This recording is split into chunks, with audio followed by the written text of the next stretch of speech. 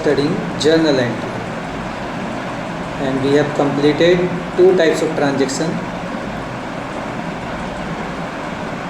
Business started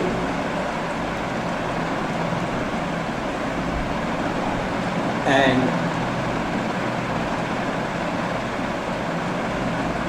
purchase of goods. Okay बच्चों, हमने business start करने वाले ट्रांजेक्शन और परचेज ऑफ गुड्स वाले ट्रांजेक्शन्स पढ़ लिए थे। जिस तरीके से बिजनेस में हमने सामान खरीदा है, अब हमें इस सामान को बेचना है, सेल करना है, तो आज हम सीखेंगे सेल्स वाले ट्रांजेक्शन्स की एंट्री रिकॉर्डिंग किस तरीके से करते हैं। तो हमारा आज का कॉन्सेप्ट होगा सेल ऑफ गुड्स। क्लियर? तो बच्चों, जब हम सामान बेचेंगे तो यहाँ पर भी परचेज वाले ट्रांजैक्शन की तरह क्या होता है, तीन कंडीशन आएंगी। या तो हम सामान नगद बेचेंगे, सेल फॉर कैश, या फिर हम सामान उधार बेचेंगे, सेल ऑन क्रेडिट, या फिर हम सामान ट्रांजैक्शन जो होगा उसमें दोनों पोर्शन होंगे, कुछ कैश पेमेंट होगा और कुछ क्रेडिट मतलब उधार, both for cash and credit. Clear बच्चों? जब हम सामान बेचते हैं तो हमें क्या मिलेगा, पैसे मिलेंगे और हमारे पास से सामान जाएगा। तो बच्चों, जब हम जर्नल एंट्री करेंगे सेल की, तो सेल हमारी क्या है, इनकम है। सेल हमारे लिए क्या है, इनकम, और इनकम को क्या करते हैं हम, क्रेडिट। तो देखो, जब हमने सेल किया सामान कैश में, नगद सेल किया है, तो हमें कैश रिसीव होगा, cash account debit to sale account. Sale account क्या होगा, क्रेडिट होगा हर कंडीशन में। यहाँ पर भी सेल अकाउंट क्या होगा बच्चों, क्रेडिट, क्योंकि सेल हमारी क्या है, इनकम। तो सेल अकाउंट डेबिट क्या हो गया, कैश वाले ट्रांजैक्शन में हमें कैश मिल गया तो कैश अकाउंट डेबिट हो गया है। और क्रेडिट ट्रांजैक्शन में जिस पर्सन को हमने उधार बेचा है उसने हमें एक प्रॉमिस दिया, ठीक है, जैसे परचेज में एक प्रॉमिस था। उधार ट्रांजैक्शन में प्रॉमिस हो जाता है क्रिएट, उधार ट्रांजैक्शन में प्रॉमिस क्रिएट हो जाता है बच्चों। Clear?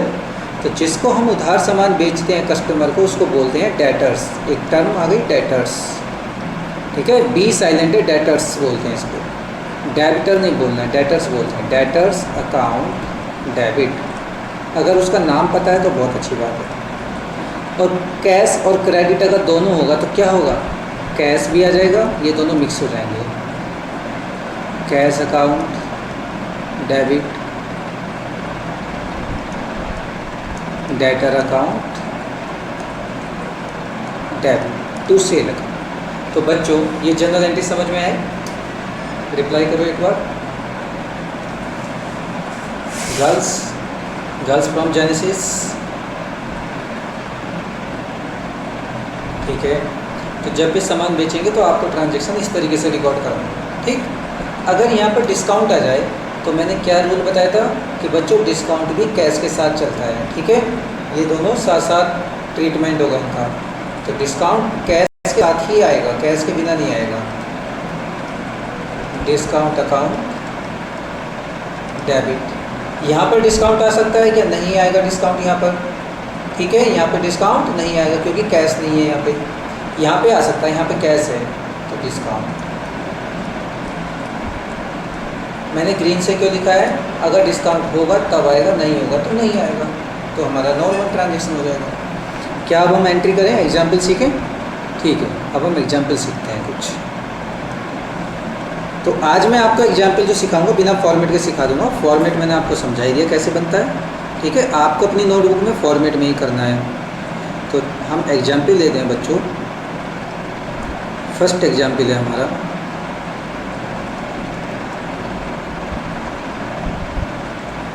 goods sold for rupees 10,000। Second है goods sold for cash rupees 12,000। Third transaction है goods sold to Amit for rupees 15,000। Next transaction है goods sold to Rohit rupees 12,000 on credit। Next है goods sold to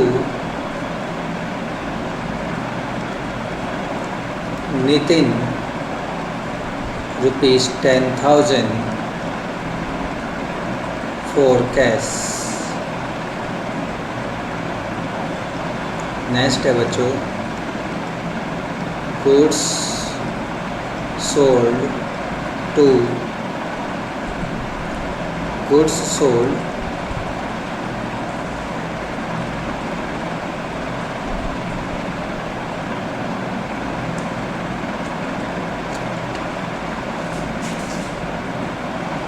goods sold rupees 10,000। एक minute,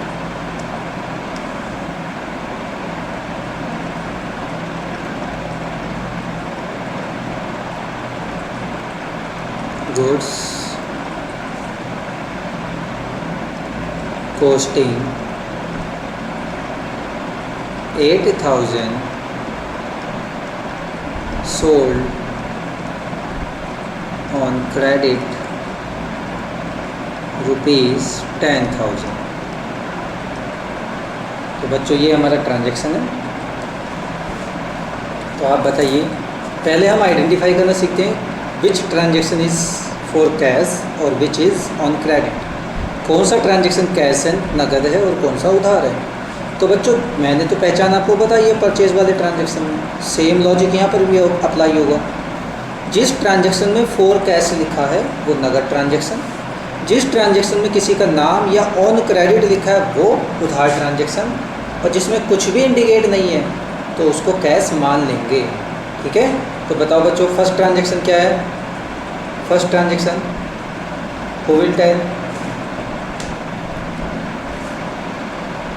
very good, first transaction is cash transaction because nothing is mention for cash और on credit.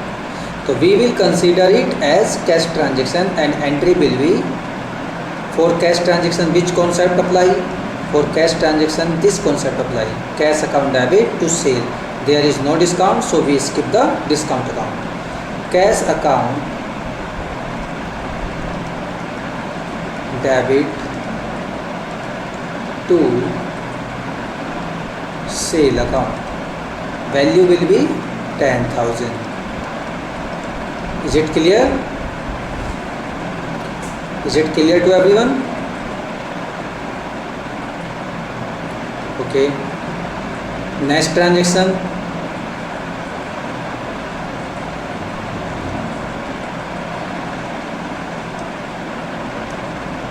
let's see, goods sold for cash. Again this is cash transaction because for cash is mentioned and the entry will be same, cash account debit to sale account, amount will be 12,000.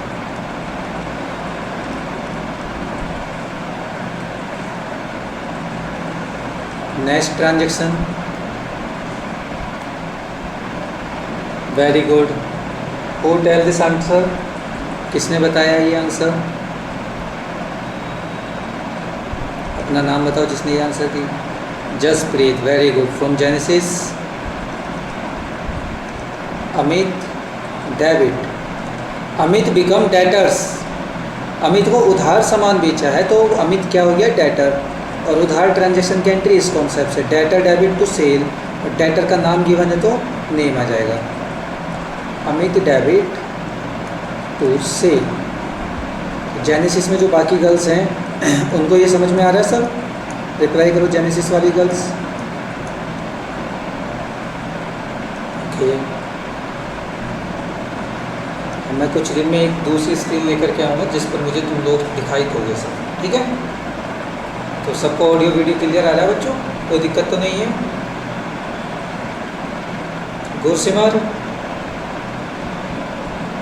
Clear है सब कुछ? ठीक है, very good. आज के time में हमें time के हिसाब से चेंज होते रहना चाहिए। आजकल टाइम ऑनलाइन क्लासेस का आ गया है।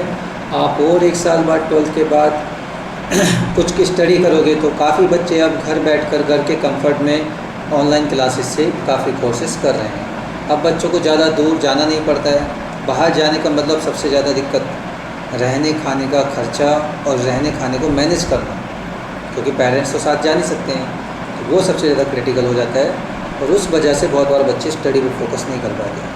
ठीक है, आज के टाइम में ऑनलाइन चीज़ें घर बैठे अवेलेबल हैं, उसी एनवायरनमेंट के हिसाब से हमें भी अपने आप को चेंज करना चाहिए। Okay, next transaction is goods sold to Rohit on credit. In this transaction specially specified that it is on credit. So what will be the entry? Who will tell from genesis? Another from Jaspreet? Very good, Rohit debit to sale. Who tell this answer? Very good. Rohit, David to sale 12,000. Now for next transaction,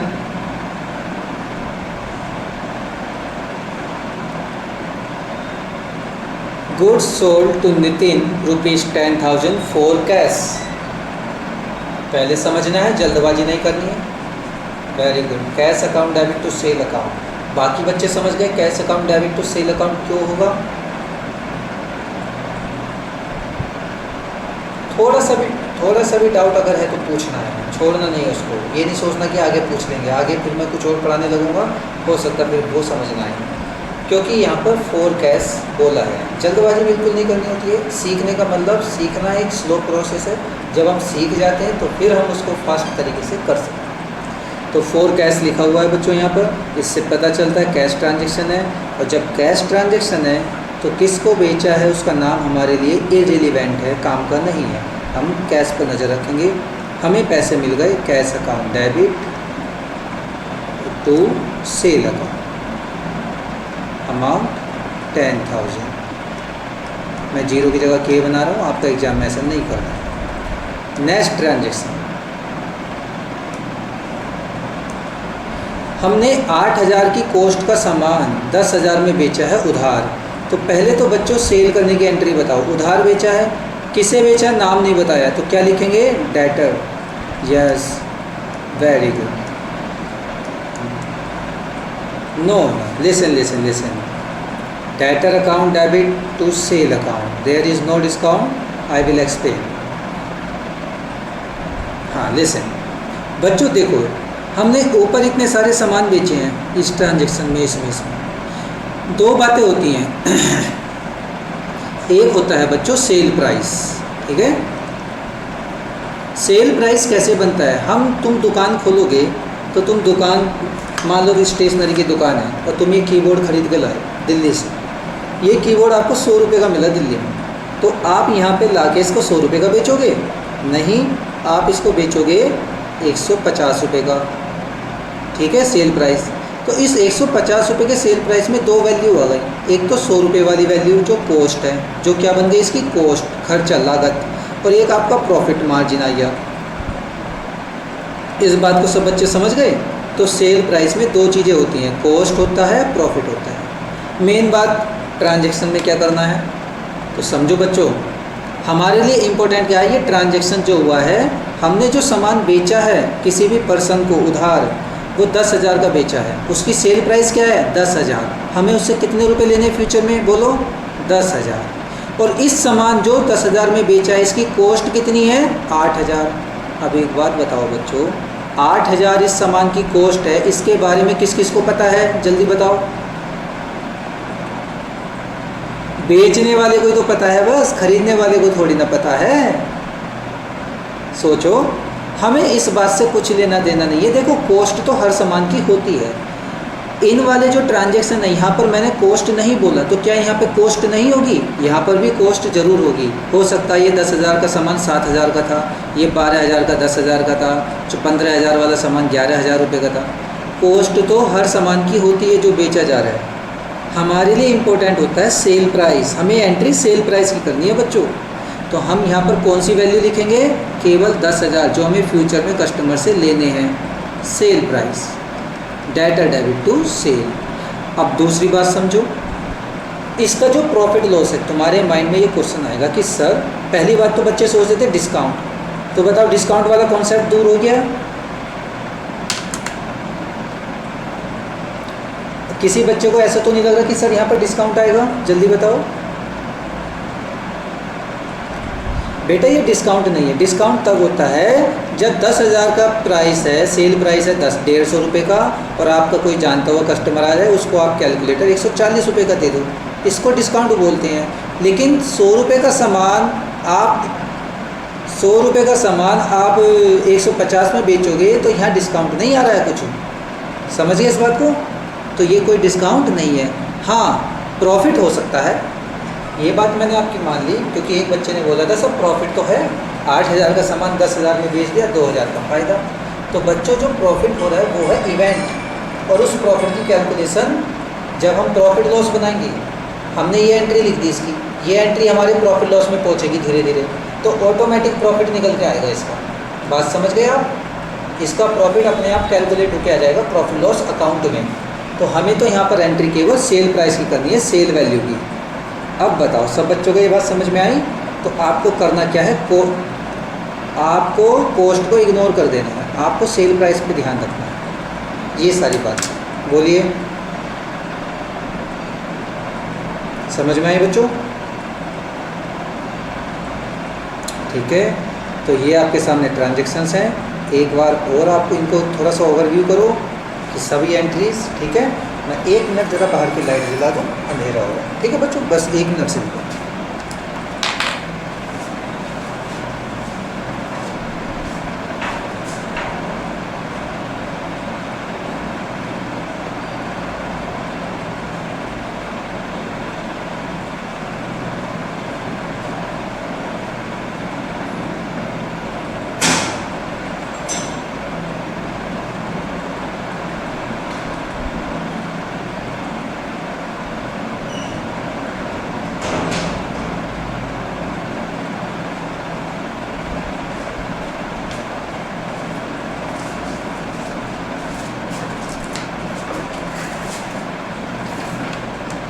हाँ बच्चों, तो किसी बच्चे को कोई doubt तो नहीं है, बताओ,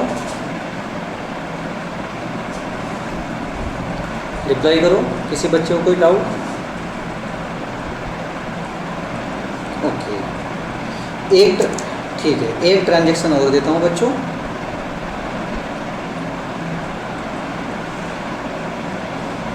चलो यहाँ लिख देते हैं,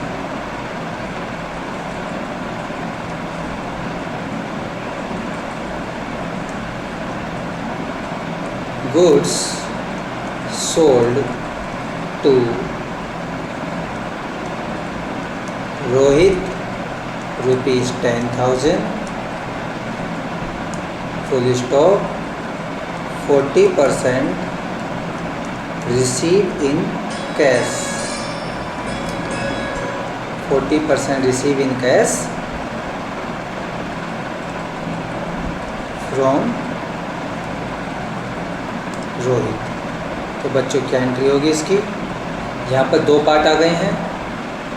10,000 का सामान बेचा है उधार, उसमें 40% कैश मिल गया है, बाकी उधार हो गया। हाँ अब बताओ एंट्री।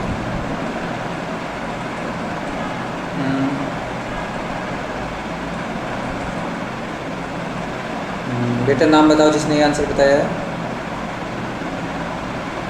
Harshdeep from genesis. बेटा डिस्काउंट यहाँ पर नहीं आया, अभी डिस्काउंट की बात नहीं आई है, आपको ऐसे समझना है। देखो बहुत सिंपल है, कोई बात नहीं। ऐसे समझो कि हमने पहले इसको, मैं यही बोलता हूँ ट्रांजैक्शन को पढ़ के पहले उसको मीनिंग समझना। हमने सामान बेचा रोहित को 10,000 का, फुल स्टॉप आ गया, तो मतलब ट्रांजैक्शन ये कंप्लीट हो गया, एक सेंटेंस। हमने रोहित को 10,000 का सामान बेचा उधार, 40% रिसीव हो गया है कैश में फ्रॉम रोहित, मतलब रोहित ने पेमेंट कर दिया कितना, 40% इसका, तो बाकी जो बचा है वो क्या हो गया, उधार, वो पेमेंट बाद में कर देगा, यही तो मतलब हुआ इसका। तो इसमें दोनों पार्ट आ गए, कैश और क्रेडिट। तो इसकी एंट्री कैसे लिखेंगे बच्चों, इसकी एंट्री होगी इस कॉन्सेप्ट से, देखो इस वाले कॉन्सेप्ट से इसकी एंट्री होगी cash debit, Rohit debit to sale. Discount है नहीं यहाँ पे, डिस्काउंट वाले में बाद में सिखाऊंगा आपको, पता चल जाएगा डिस्काउंट कैसे होता है, फिर तुम एकदम पहचान जाओगे। तो बताओ एंट्री क्या होगी, जितना हमें कैश मिला वो कैश अकाउंट डेबिट, जो उधार हो गया सामान पेमेंट उसके लिए रोहित डेबिट आई है, टू सेल अकाउंट। मैंने सिखाया था किसी का नाम आ जाए उसके आगे अकाउंट नहीं लिखना, वो बाई चांस लिख के भी आ जाओगे तो ऐसा कोई पहाड़ नहीं टूट जाएगा, ठीक है, कोई इतनी बड़ी बात नहीं।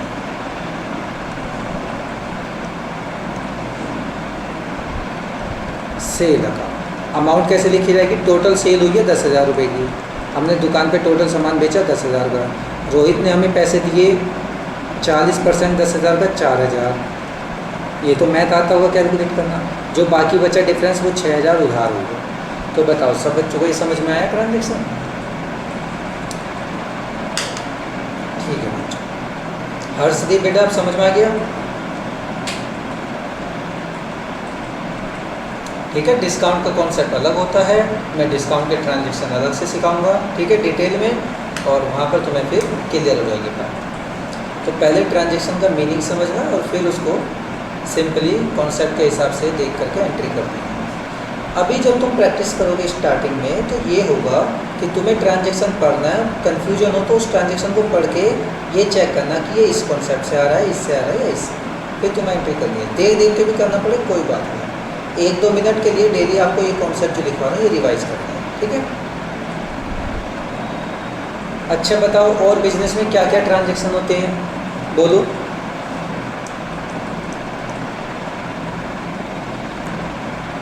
और क्या क्या होता है, और होता है बिजनेस में, एक होता है कभी कभी बिजनेस में ऐसा होता है बच्चों कि हमने किसी कस्टमर को सामान बेचा, जब मैं एग्जांपल बताता तो इमेजिन क्या करो, हमने किसी कस्टमर को सामान बेचा और फिर क्या हो रहा है कि वो कस्टमर को सामान पसंद नहीं आया, वो वापस करने आ गया, तो हमें वापस भी करना पड़ जाता है बहुत बार, बात समझे आप। तो उसको बोलते हैं सेल्स रिटर्न। क्या बोलते हैं बच्चों, सेल्स रिटर्न।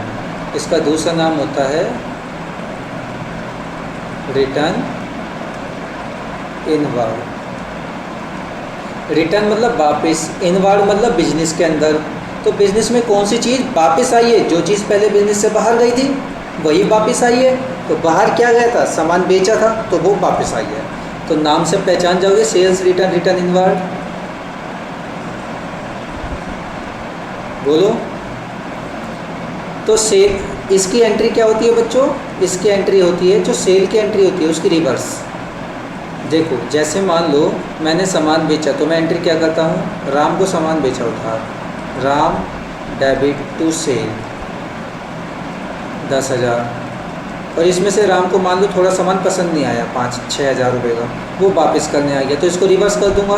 क्या कर दूंगा, sale debit to Ram, simple 6,000 का वापस। लेकिन ना इसमें थोड़ी सी चेंज करना पड़ेगा बच्चों, अगर एग्जैक्ट हम रिवर्स कर देंगे सेम, सेल टू राम, तो कन्फ्यूजन हो जाएगा, ये मिक्स हो जाएगा इसका, ये सेल और ये सेल एक ही हो गया ना, मिक्स हो गया। तो इसको थोड़ा सा डिफरेंट दिखाने के लिए हम इसको अलग अकाउंट में लिख देते हैं, सेल्स रिटर्न। क्या वर्ड यूज़ करते हैं हम, सेल्स रिटर्न अकाउंट डेबिट। तो ये बात भी समझ में आएगी बच्चों।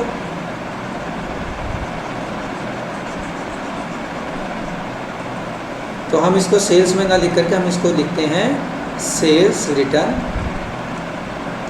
Account debit 6,000। तो मेन बात क्या है, कॉन्सेप्ट की एंट्री क्या है बच्चों? कॉन्सेप्ट की एंट्री है sales return account debit to debtor. Clear? बोलो, ये बात समझ में आई?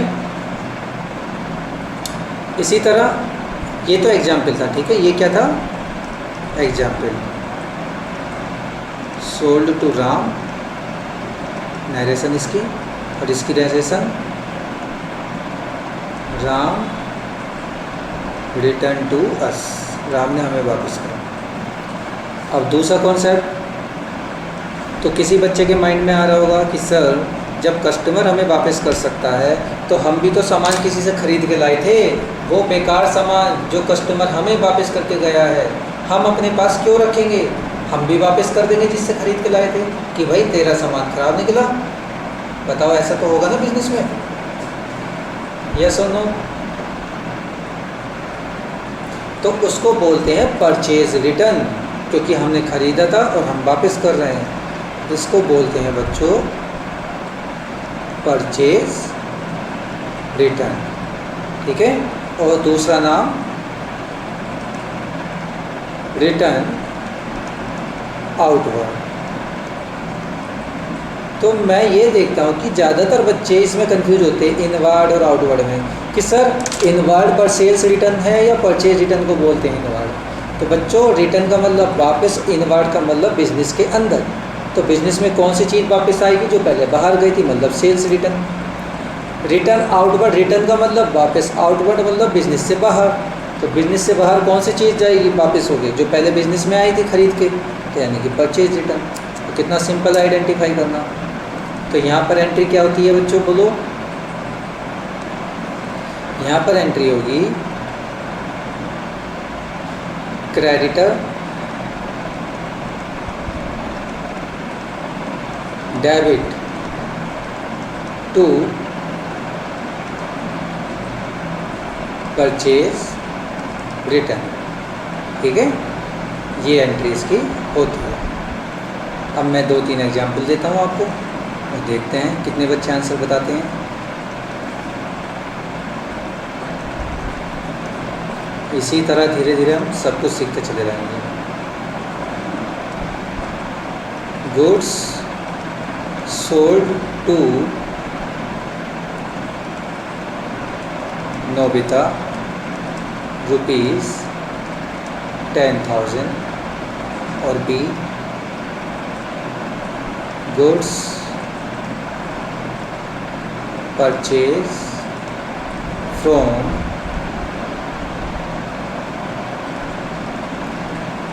जियान rupees 8,000, goods return to Jian rupees 6,000, 2,000, और last goods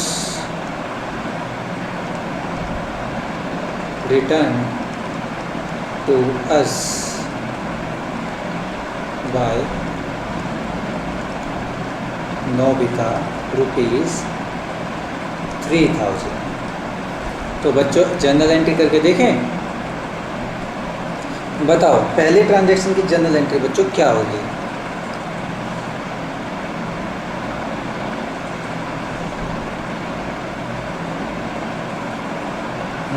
Nobita debit to sale account. जल्दबाजी नहीं करनी है, चीज़ें सिंपल हैं। सिंपल चीज़ों में जल्दी गलती होती है, जल्दबाजी नहीं करनी है। हमने सामान बेचा है, सेल अकाउंट तो डेबिट हो ही नहीं सकता।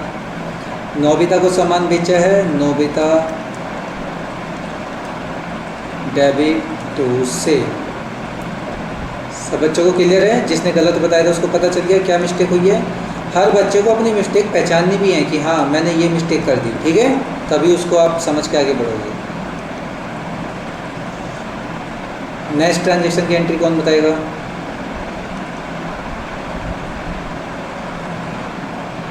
Very good. Purchase account debit to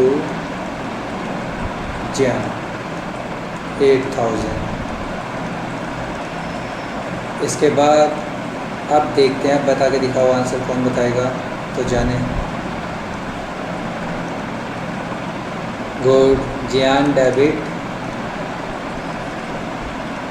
to purchase return.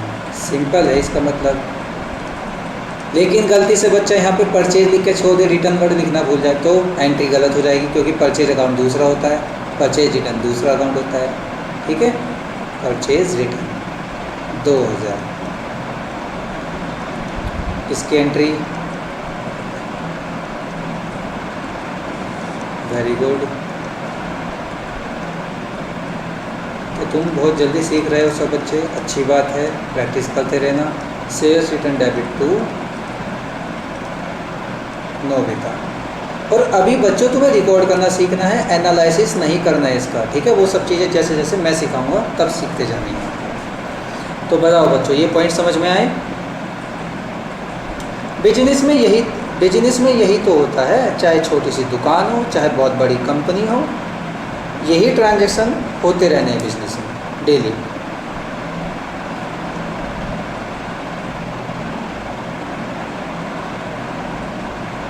अब कुछ आगे सीखें और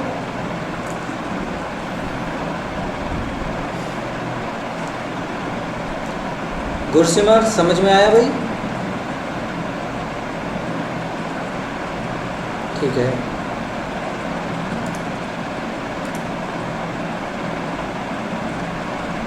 अब एक कॉन्सेप्ट सीखते हैं।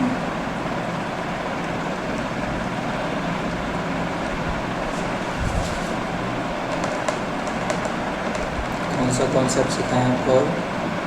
चलो एक्सपेंसेस का कॉन्सेप्ट सिखाते हैं।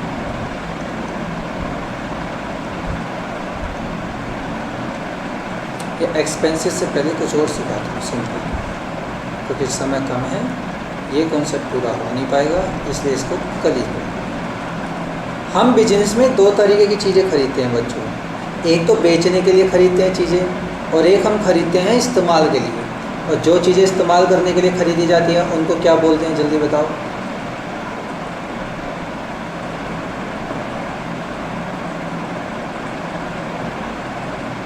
जो चीज़ें बेचने के लिए नहीं खरीदी जाती, इस्तेमाल करने के लिए खरीदी जाती हैं बिजनेस में, उनको क्या बोलते हैं? No, very good, very good, assets बोलते हैं बच्चों, ठीक है। रोज़ 1 से 2 मिनट जो लिखवाए हैं कॉन्सेप्ट उनको पढ़ना है। तो अब मैं आपको सिखा रहा हूँ परचेज ऑफ एसेट्स। बच्चों एंट्री सेम वही होनी है जैसे गुड्स के केस में होता है। परचेज हम एसेट्स की करेंगे तो वही या तो कैश में या उधार या दोनों पार्ट, थोड़ा कैश थोड़ा उधार, ठीक है। लेकिन बस थोड़ा सा चेंज आता है, वो मैं आपको समझाता हूँ। देखो थोड़ा सा चेंज कहाँ आता है।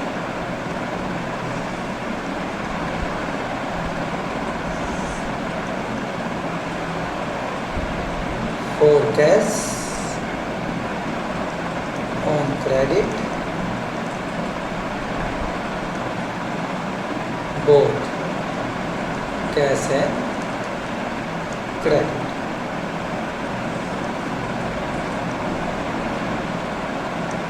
तो जैसे परचेज ऑफ गुड्स की एंट्री होती है बच्चों, इसी तरह एसेट्स को खरीदने की एंट्री होगी, सेम, कोई फर्क नहीं आएगा। फर्क बस एक जगह आता है कि परचेज ऑफ गुड्स में हम परचेज अकाउंट डेबिट करते हैं, लेकिन एसेट्स के केस में एसेट्स अकाउंट डेबिट होगा। Assets account debit to cash. और यहाँ पर उधार के केस में assets account debit to creditor बोलेंगे तो क्रेडिटर ही, या फिर क्रेडिटर की जगह हम वेंडर भी बोल सकते हैं। किसी बुक में आपको ये भी लिखा हुआ मिल सकता है, टू वेंडर, जो एसेट्स बेचता है उसको वेंडर। क्रेडिटर भी सही है, कोई गलती नहीं है इसमें, ठीक है। अकाउंट नाम दे रखा है तो नाम आ जाएगा उसका। और यहाँ पर बच्चों बताओ, assets account debit to cash, जो हमने कैश में पेमेंट करा थोड़ा सा, और बाकी उधार के लिए क्रेडिटर। ठीक है, तो बोलिए बच्चों, ये पॉइंट समझ में आया कॉन्सेप्ट? परचेज वर्ड्स केवल गुड्स के साथ यूज होता है, एसेट्स को उसके नाम से ही खरीदा जाता है। तो एग्जाम्पल में अगर एसेट्स का कोई नाम दे रखा है तो वो नाम आ जाएगा एसेट्स का, ठीक है। Example,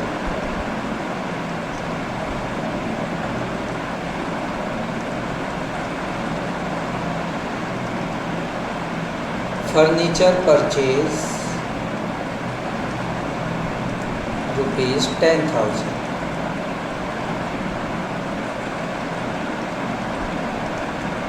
machine purchase for cash ₹12,00,000, 1,20,000। और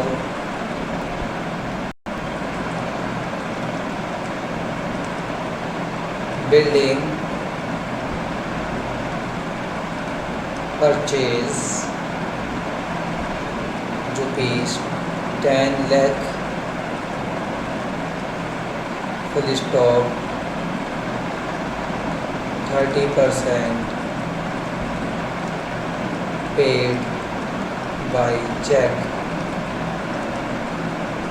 क्लियर? तो बच्चों जनरल एंट्री क्या होगी, कौन बताएगा?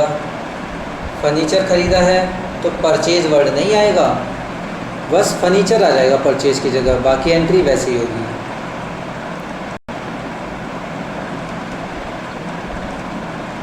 Very good, furniture account debit to cash account 10,000, ठीक है बच्चों। दूसरे केस में एसेट्स का नाम चेंज हो गया है, मशीन हो गया है, तो machine debit to cash account, और अमाउंट कितनी आ जाएगी यहाँ पर? 1,20,000।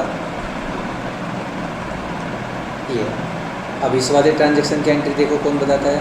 कुछ पेमेंट चेक से, चेक का मतलब जब चेक होता है पेमेंट में तो कैश की जगह बैंक आ जाता है, ठीक है, एक ही पत्ता बैंक। तो बिल्डिंग अकाउंट डेबिट टू, कुछ पेमेंट हमने कैश में करा है तो उसके लिए बैंक चेक में, और कुछ उधार हो गया तो उसके लिए वेंडर या क्रेडिटर, ठीक है। तो बिल्डिंग की वैल्यू थी 10 लाख, 30% 10 लाख का कितना होगा? 3 लाख हमने चेक दे दिया नगद, और 7 लाख उधार हो गया। तो बच्चों बताओ, ये एंट्री भी समझ में आएगी परचेज ऑफ एसेट्स?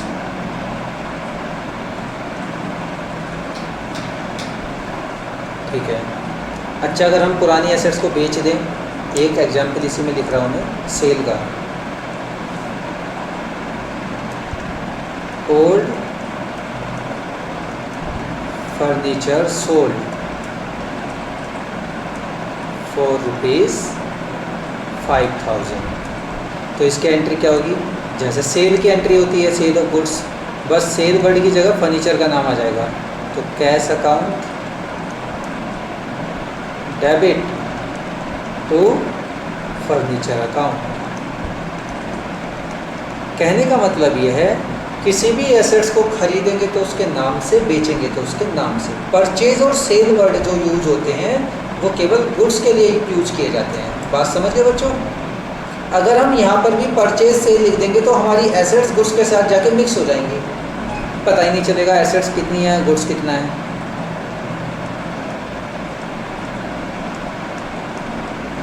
तो बच्चों, ये सभी कॉन्सेप्ट समझ में आए आपको? अच्छा, अब मैं तुम्हें एक बात और बताता हूँ। एसेट्स, जो चीज़ मेरे लिए एसेट्स है, क्या ज़रूरी है वो दूसरे बिजनेसमैन के लिए भी एसेट्स होगी? एसेट्स का जो कॉन्सेप्ट होता है बच्चों, वो बिजनेस टू बिजनेस चेंज होता है। मतलब मेरे लिए कोई चीज़ एसेट्स है तो वो किसी दूसरे बिजनेस के लिए भी एसेट्स हो, ऐसा ज़रूरी नहीं है, हो भी सकता नहीं भी। या फिर जो चीज़ मेरे लिए एसेट्स है वो दूसरे के लिए गुड्स है, या जो मेरे लिए गुड्स है वो दूसरे के लिए एसेट्स है। एग्जाम्पल, मान लो कि मेरे कपड़ों की दुकान है, तो बच्चों कपड़े मेरे लिए क्या हो गए? रेडीमेड गारमेंट जो मैं बेच रहा हूँ वो तो हो गए गुड्स, वो बेचने वाला सामान। और जो मेरे पास फर्नीचर हुआ वो क्या हो गया, एसेट्स। लेकिन जो फर्नीचर मेरे लिए एसेट्स है, मेरी दुकान के सामने एक फर्नीचर वाले की दुकान है, उसकी दुकान में भी फर्नीचर रखा हुआ है बहुत सारा, तो क्या उसके लिए वो फर्नीचर गुड्स है, सॉरी एसेट्स है? नहीं, क्योंकि वो तो फर्नीचर का बिजनेस करता है, फर्नीचर बेचने का काम करता है, तो उसके लिए वो फर्नीचर क्या है बच्चों, एसेट्स नहीं है, वो फर्नीचर उसके लिए है गुड्स। इस बात को समझे? तो जो चीज़ मेरे लिए एसेट्स है वो दूसरे के लिए गुड्स है। हाँ, अब उस फर्नीचर वाले दुकान में क्या है कि बहुत सारा फर्नीचर रखा है, लेकिन एक लकड़ी का काउंटर है उसका, जहाँ पे चेयर पड़ी है जिस पे वो बैठता है, कस्टमर से बातें करता है, और बाकी सारी दुकान में फर्नीचर लगा हुआ है अलग अलग, बेड, सोफ़ा, टेबल, चेयर वगैरह। तो बताओ ये जो बेचने वाली बेड, टेबल, चेयर है, ये सब क्या है, गुड्स। और ये जो काउंटर है, लकड़ी का फर्नीचर है, टेबल है, और ये जो इसकी कुर्सी है, ये क्या है, एसेट्स, क्योंकि ये इस्तेमाल की है, ये इसके बिजनेस में इस्तेमाल हो रही हैं। दोनों चीज़ सेम है, लेकिन क्या हो गया बच्चों, फ़र्क पड़ गया। एक इस्तेमाल की चीज़ है तो वो गुड्स बन गया, वो सॉरी एसेट्स बन गया, और जो बेचने की चीज़ है वो गुड्स बन गया। ये बात भी समझ में आ गई बच्चों? ठीक है, तो आज की क्लास में इतना ही रखते हैं। इसका आप रिवीजन करना, और डेली आपको रिवीजन क्या करना है, जितना पीछे पढ़ा चुका हूँ वो सब का रिवाइज डेली करते जाना है आपको। ठीक है, रिवीजन करिए, प्रैक्टिस करिए, अपनी साइड से ट्रांजैक्शन बनाया करो। जैसे कॉन्सेप्ट पढ़ लिया आपने ये, ठीक है, तो अपने आप ट्रांजैक्शन बनाया करो, एग्जाम्पल क्रिएट किया करो जैसे मैं करता हूँ, और उसकी एंट्री पास किया करो। ठीक, और जैसे आपने बैठ के रिवाइज कर लिया, उसके बाद आप फ़ोन चला रहे हो या घूम रहे हो, टहल रहे हो, तो माइंड में उनको रिकॉल करते रहो कि आज हमने ये कॉन्सेप्ट सीखा, इसमें एंट्री ऐसे ऐसे हो जाती है। बिजनेस की इमेजिनेशन करो कि आप ट्रांजैक्शन करोगे तो ये एंट्री हो जाएगी। ठीक है, ऐसे जब आप थिंकिंग कैपेसिटी बढ़ाओगे तो आपके माइंड में क्वेरी आएगी, तो क्वेरी आप मुझसे डिस्कस करोगे फिर। क्लियर? तो आज की क्लास एंड करते हैं, इसका रिवीजन करना है, और अब सभी बच्चों को अपनी फ़ीस डिपॉजिट करनी है। ठीक है, बाय टुमारो आप अपनी फ़ीस गूगल पे नंबर पर डिपॉजिट कर सकते हैं, और उसका स्क्रीनशॉट मुझे व्हाट्सएप पर सेंड कर सकते हैं। ठीक है बच्चों, तो कल और परसों मंडे और ट्यूसडे में आप अपनी फ़ीस डिपॉजिट करिए, क्योंकि आगे फिर हम ग्रुप में वही रखेंगे जिनकी फ़ीस डिपॉजिट हो जाएगी।